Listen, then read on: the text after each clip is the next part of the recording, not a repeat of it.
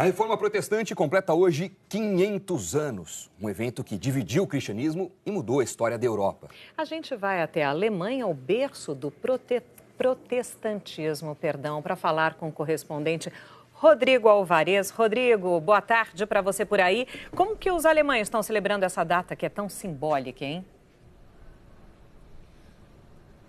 Boa tarde, Sandra, Doni, boa tarde para todos vocês aí no Brasil. Bom, deixa eu dizer primeiro, nesse dia marcante para a história da humanidade, na história moderna, para a história do cristianismo, eu estou aqui diante da Catedral de Berlim, que é a cara da cidade e também nos ajuda a contar um pouquinho dessa história. Foi um edifício construído para ser católico e acabou se transformando em protestante depois da reforma de Martinho Lutero. Já faz um tempo, viu, Sandra, que a Alemanha vem comemorando essa reforma de várias formas, com eventos, exposições, relançamento da Bíblia, que foi traduzida por Lutero do latim para o alemão pela primeira vez, e várias formas de comemorações. Mas hoje, o centro dessa comemoração pelos 500 anos de reforma foi em Wittenberg, o vilarejo onde Lutero passou a maior parte da vida dele. O culto teve a presença da primeira-ministra Angela Merkel, que além de ser protestante, é filha de um pastor luterano. Foi exatamente na igreja onde tudo começou. Era uma quarta-feira, aquele dia 31 de outubro de 1517, quando Lutero veio aqui até a porta da igreja do castelo de Wittenberg e afixou suas 95 teses, condenando a venda de indulgências pela Igreja Católica. Naquele dia, naquele exato momento, ele começou a Reforma Protestante.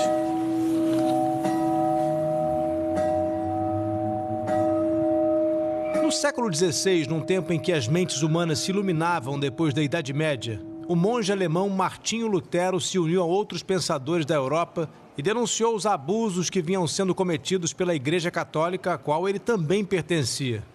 Usou de uma nova tecnologia, a imprensa, para multiplicar seus escritos e fazê-los percorrer a Alemanha e o mundo. Traduziu a Bíblia para o alemão e conseguiu acabar com as missas em latim para que as pessoas pudessem finalmente entender o que os pregadores diziam. Lutero era revolucionário, mas não rompeu completamente com a tradição. Acreditava no terrível poder do diabo, pensava ser justo e necessário matar as bruxas nas fogueiras e acreditava profundamente nas ideias do apóstolo Paulo, afirmando que o justo viverá da fé. Lutero entendia que a igreja tinha perdido o contato com os ensinamentos de Jesus Cristo. Defendia sola scriptura, ou seja, fidelidade absoluta aos evangelhos. E também sola fide, pois entendia que o ser humano não tinha livre-arbítrio, só se aproximava de Deus por egoísmo e que, portanto, só a fé em Cristo poderia levá-lo à salvação. E se só a fé seria suficiente para salvar, como era possível que religiosos católicos andassem vendendo o perdão? Numa das teses mais duras pregadas à porta da igreja, Lutero afirmava que os religiosos que vendiam perdão estavam pregando doutrinas humanas que dizem que, assim que o dinheiro entra no cofre, a alma sai voando do purgatório. Por fim, Lutero atacava também a riqueza acumulada pelo Vaticano.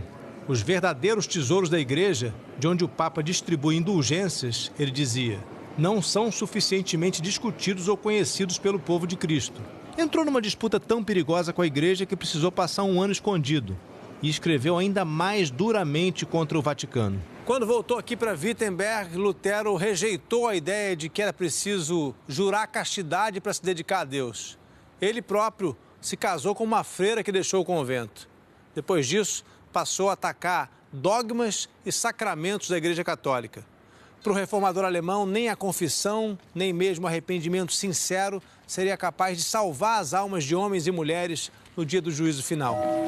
Lutero, João Calvino e outros reformadores provocaram uma rachadura tão grande no cristianismo que a ferida continuaria aberta mesmo quando as guerras já tivessem terminado e as questões do mundo fossem completamente outras, 500 anos depois.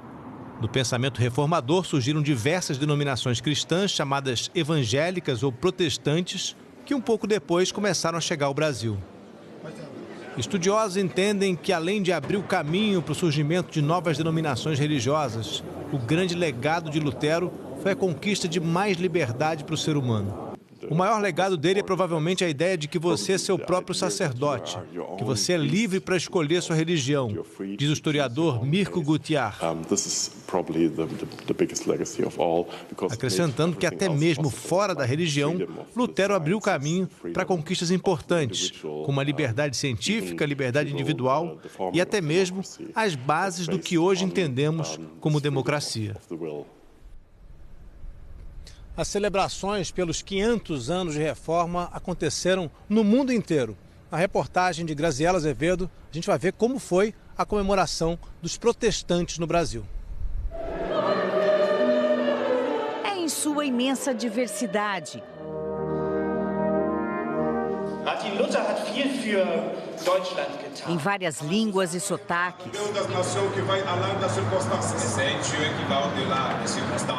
Na simplicidade das ruas, em salões, templos, que os protestantes do Brasil estão celebrando os 500 anos da reforma. É uma congregação dos refugiados e imigrantes.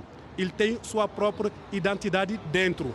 Aqui a gente tem culto onde ele fala a língua materna deles. Eles cantam crioulo, cantam lingana, cantam na árabe, pode falar francês, pode falar inglês. Aqui é transcultural.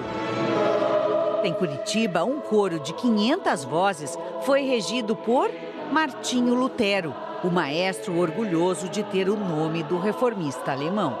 Nada acontece por acaso, né? A gente é direcionado para trilhar certos caminhos, né? E eu sou só um instrumento disso, estou super feliz. A história cantada é também contada nos cartazes da exposição em Aracaju. Cantores evangélicos se apresentaram na Câmara Municipal de Cuiabá. Em Belém, 6.000 pessoas participaram de um culto em comemoração aos 500 anos da reforma que mudou o cristianismo e o mundo. Houve consequências políticas, econômicas, sociais, culturais, educacionais.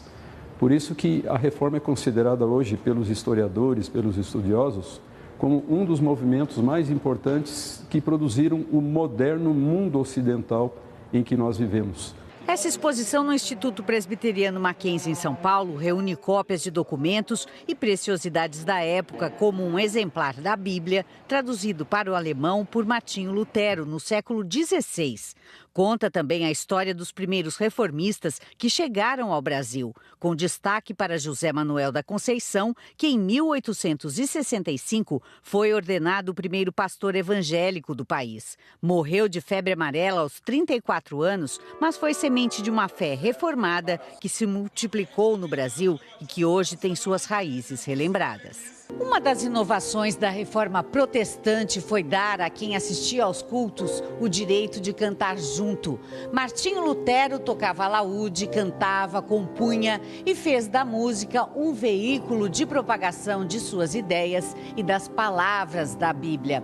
A música que foi tão importante há 500 anos, hoje é celebração. Castelo Forte é o hino composto por Lutero mais tocado nas comemorações de uma história que hoje é recontada e cantada.